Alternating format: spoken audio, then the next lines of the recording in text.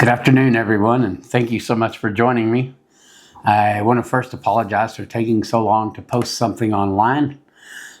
Had some things going on and some health issues and some things that I had to kind of work out in my life and kind of come to a conclusion that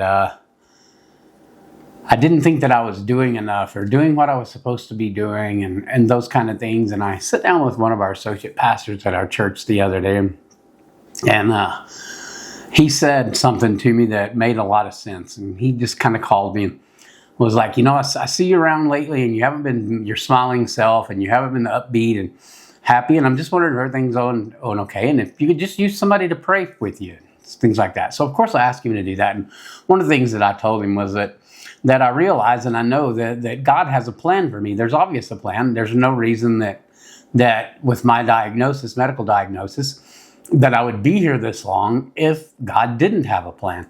And of course, one of my greatest fears is, am I living up to that expectation? Am I following that plan? Am I doing what I'm supposed to be doing while I'm here? And that's kind of scary sometimes. And so I was pondering all this, going through it in my mind. And anyway, I just got away from that a little bit. But something that he said, you don't have any idea how many people watch you from afar and may be looking to you as an example for something. And I thought, I do actually. I have a lot of friends. I have a lot of family. I have a lot of coworkers. I even have students, that I've worked with for 25, 26 years in the education system. And I do realize that people do watch me and listen to me, but I'd never thought about it to that depth and that degree that he was talking about, He said, people may not even know your name, but when you go into that, and he is a cancer survivor himself, and he goes to the same cancer center that I do from time to time. And he said, when you walk in there and you're able to walk now, I'm finally back up to using a walker and using a walking stick. I had gotten completely to where I was in a wheelchair there for a little while. But I'm back to walking with a walking stick, and actually I can walk without it. I just don't do so safely, and I choose to be safe. I've had one hard fall, and that was enough for me, luckily. First time in my life I've ever learned something the first time. It's kind of interesting. But he said, when you go in there walking on that walking stick, and you're always so happy, and you're always so polite and so nice to all the other people and talking to everybody in that lobby, he said, you don't understand how much people look up to that. And I thought, maybe so. And so I have several friends, and I don't know how many people follow what I do when I post something online, or even how many people who sit down daily and say a prayer for me. I feel like it's a lot of people. Just by the way I feel constantly, it makes me feel like there are a lot of people that are there pulling for me. So he said, when you talk about some greater purpose, some greater service that you want to be doing, he said, maybe you're doing that. And then I got to thinking, oh, wow, I've been kind of in a slump with my health. I've been kind of in a slump with my own ability to deal with that and decision making and all of that. And so I said, wow, I've kind of pulled back. And if there are people watching me, I wonder what they think. And like I said, I have several people, all these people online, but I also have people that call. I have a couple of friends that call about once a week. Several people that call, once a month or whatever. One of the people that calls me almost on a weekly basis said, and I said, sometimes when I'm in a slump and I'm not feeling good, I do read my scripture and it does help me and I pray about it and things like that. But I said, sometimes I just don't feel like getting online and giving a biblical or a faith-based sermon. And this friend of mine said, I don't know that it's always the sermon that people want to hear from you. Sometimes, he said, I do. I just enjoy hearing you tell a story. And I related that back. I've said many times, if you're an educator, that's what you are, as a great storyteller. You have to get up, and when you teach children, you have to explain to them that the things that you're giving them in that lesson are things that are going to be relevant to their lives. So you need to relate it to something in their life so that they find that it's worthwhile. I find that the same thing with public speaking. When I go up and speak in front of a group of people for whatever purpose that it is, you want to make it relatable. And then to me, that has always been done through stories. I think it's one of the reasons that I love the biblical parables so much. And I think that's a a very interesting way. So I thought, you know what? Maybe I want to give this a try again. Maybe I want to become less focused on preaching a sermon or teaching a lesson, and maybe have it more integrated in more of a storytelling genre type deal. So we'll see how that works and see how that goes. One of the scriptures that I was reading this week, and I think it was fitting, as it probably always is Isaiah 40:11. It says, "He gathers the lambs in his arms and carries them close to his heart." And I think that's something that I know I need to remind myself of all the time. When I'm getting down, when I'm feeling despaired, I'm always in Christ's arms. And he's always holding me close to his heart. Because remember, we are God's creation. There's no way that he doesn't love us, that he doesn't care for us, and he doesn't want the best for us, because he created us. And that's something that I have to remember. So I always, when I get to feeling down, I get to know, well, okay, I probably can't do as much as I used to. That's okay. I'm probably not going to be as sharp as I used to be. I'm going to have to write a lot of things down so that I don't forget to do them. That's okay. But even in those moments when I'm feeling like at 5:30 in the afternoon, I'm ready to go in there and lay down and go to bed because I'm so wore out. I'm so exhausted. I'm mentally in deficit mode. Well, that's okay, because, Christ is still holding me close to his heart. He's watching after me, and it's going to be okay. Kind of scary going into this week. Last week, I had a PET scan done. And then for those of you that are familiar with the cancer world, that's where they shoot a radioactive sugar into your bloodstream. They let it circulate for about an hour. Then they take you in and they do a CT scan. And anything that is being absorbed by that radioactive sugar immediately flashes on this screen. And of course, cancer is the number one thing. Cancer loves sugar more than anything in this world. And so it eats that sugar, and then it flashes and it shows up. So that's how they determine the amount of cancer that's in your body. So those results are coming up, and although I just have a generally positive feeling toward it, I also am a little bit scared. I mean, who wouldn't be? But I can tell you, anybody that's going through anything, it's never been something that I've ever been very much into, and the things that I did, I probably should have been more of it. But when you have injuries, physical therapy and rehabilitation is a big thing. And a friend of mine has a wife that's going through some of the similar things that I have. And with cancer, you get, especially the chemotherapy that I was on, you get neuropathy in your hands and your feet. And that's why I found myself at one point in a wheelchair, because I couldn't get around. Because I had a foot that just absolutely refused to work. It threw me off balance. I was liable to fall at any time. But that physical therapy has made a real big difference. And this friend of mine's wife started doing acupuncture. Well, for insurance purposes, they don't call it acupuncture anymore. They call it dry needling. And this physical therapist has been working with me on getting feeling back in my feet. And he also explained something to me, as I was losing all that weight, all that muscle mass, and so sick, I wasn't exercising. So there was getting atrophy in those muscles and everything. So that was something that was very important, was to get that physical therapy going, which has also lent to me feeling better. So that being said, I've contacted several people. I'm planning on heading back to the New Mexico, Texas area, October 11th through 16th. I think October 12th, as far as I can remember, is on a Sunday. And I know there's a group of people that are wanting to get together and everyone go to church together. And we've been kind of talking about this as we talk on the telephone time. And so most of the consensus is that a lot of people are talking about wanting to meet up possibly at Emmanuel Baptist Church in Portales, which, of course, as everyone knows, is my old home church. And so we're thinking, while I'm in town, that Sunday service on the 12th, we may try to attend that. I'm also going to try to attend the Celebrate Recovery on the 14th, which is at First Baptist Church there in Portales. I believe the 14th is a Wednesday, or the 15th, whichever one that is. But we're planning on going to that Celebrate Recovery. What a neat experience that I had there last time.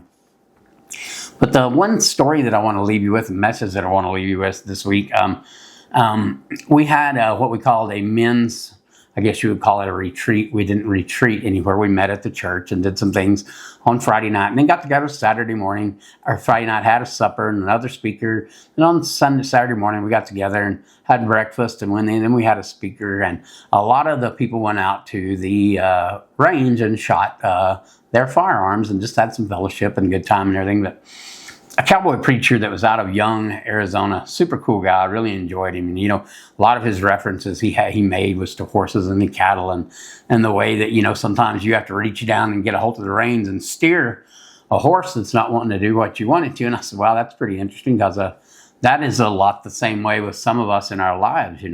We need to be caught by the reins and pulled around. But one of the things he asked, he said, raise your hand if you feel that you have been called to full-time ministry. And of course, myself and 2 or 3 other people raised their hand. I was like, oh, please don't ask because I still don't know what the Lord has in store for me.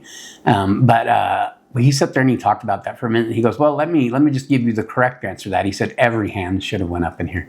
He said, because once we're saved, that is the number one thing that we're told to do, is to go out and tell others, to share the good word. We're all commended to that. So his implication that we should all be involved in the full-time ministry. So I was like, that's a really good thing. That's really something to think about. And it also, our men's group that meets on Monday nights, our theme of ours this time has been this idea of man of God. And then we've had some hats and some coffee mugs and stuff like that to say that.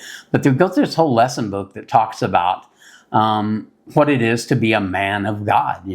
What do you do differently? How do you lead your family? Because, the Bible tells us that we're supposed to be leaders in our family. And one reference that was made this weekend, that was talking about men of God, when we go all the way back to the book of Genesis, and we think about Adam and Eve in the garden and the eating of the apple and everything. A lot of people get all down on Eve, and say, oh, the devil tricked her and everything. Whoa. Wait a minute, where was that Adam at that was supposed to be the head of his family, supposed to be leading his family? Where was he at? And why was he not saying, oh, no, we can't do that. That's not something that we're supposed to be doing. He failed in that task. So he wasn't always a good example of that as well. So something very interesting that I got from the conference was, that we all need to be doing things for the Lord. But I think one of the biggest things that we can all do for the Lord is, like this assistant pastor of mine told me, is to be an example. And that's an example all the time. And I've talked about that in the way that I do things differently now. And people question me, don't you miss this? Well, don't you miss that? Well, do you think this is that bad? No, but I just don't think it's a good example for me. But the last thing I want to leave you with is something that troubles me a lot. And I work with kids and spend a lot of time with them. And a lot of the time that I work with kids is when they want someone to talk to them.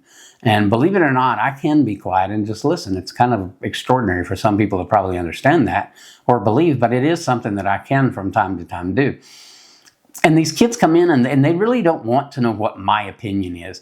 They don't want to know what my stance is on this situation, which I would never give them. I would never do that. I think that's a absolute violation of the amount of authority and as a figure with these kids. And the teachers that do that, I don't understand them. Well, I do understand them, and I know what they're doing, and it's sad. It reminds me a lot of the people who want to raise children so that they'll be their best friend rather than discipline their children to be good human beings. But that's a whole nother subject. But I'm also scared for these kids these days, especially with the amount of information and false information and crazy information that they're inundated with. And of course,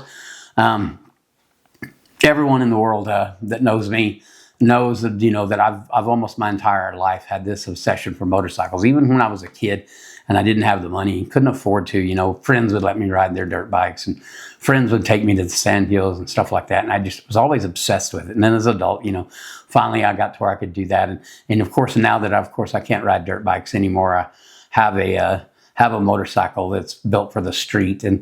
And I find myself wanting to just ride it all the time, every day. I don't want to take a car. I have that same obsession. But going up through that, and I'm one of those people that likes to immerse myself in it. And as myself and the youngest daughter were back in Texas, 2012, 13, 14, 15, we're racing and we're all into this community. And some of the top motocross racers in the nation at that time had developed and found this coach. And this coach was coaching them on the psychology of racing. And he said, there's one thing that separates like the top 10 racers in the world from everybody else. And albeit all of those people had some type of athletic ability or they wouldn't be at that level.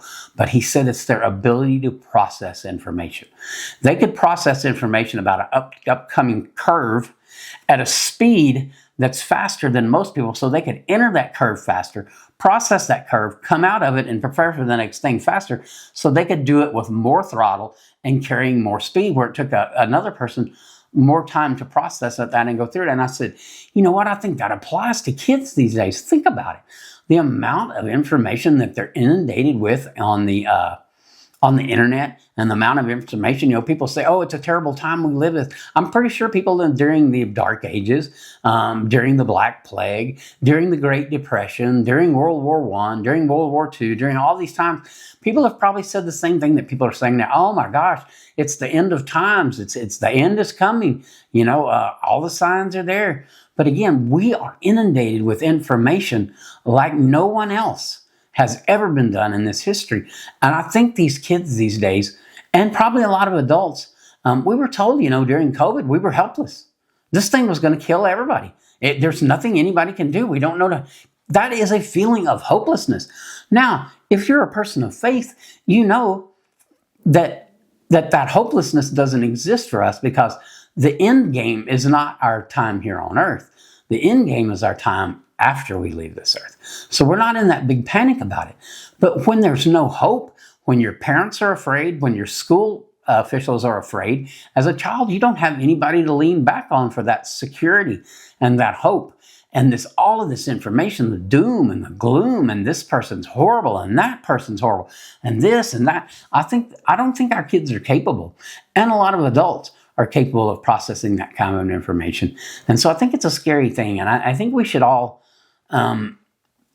even though those of us who feel like we're the ones being persecuted these days, I think we need to have a little bit of empathy for people. I mean, Christ said when he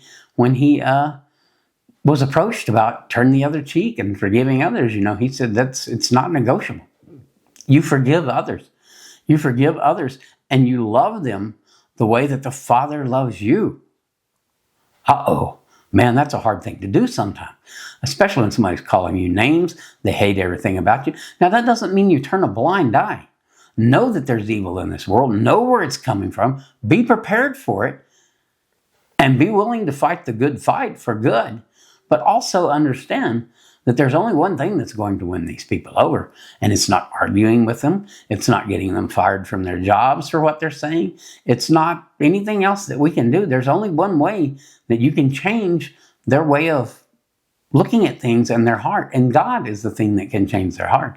So hopefully we can be a good example for what God can do and how God can change people's lives and look at things from the better. I hope somebody got something out of this today, and I know I feel better getting back to doing what I'm doing and the things that I need to be doing. And I would ask for your prayers. I've been asking for God for a lot of guidance here recently, and I've had some options open up and some doors that could be opening and some things that could be happening. And of course, I'm not ready to disclose that at any time right now, because there's absolutely nothing even close to concrete. But please keep me in your prayers that I'll be looking to do what's the thing that is most fitting to make sure God's kingdom on earth comes about in the way that it's supposed to, and playing my part in that. Again, when I pray for His will, not my own, and that not what my purpose in life is to be found, but my place in His will and His kingdom on earth will be discovered, and I'll find that I have my place in that. And I thank you all for your time. And again, I apologize for the delay in the latest video. Thank you so much, and God bless each and every one of you.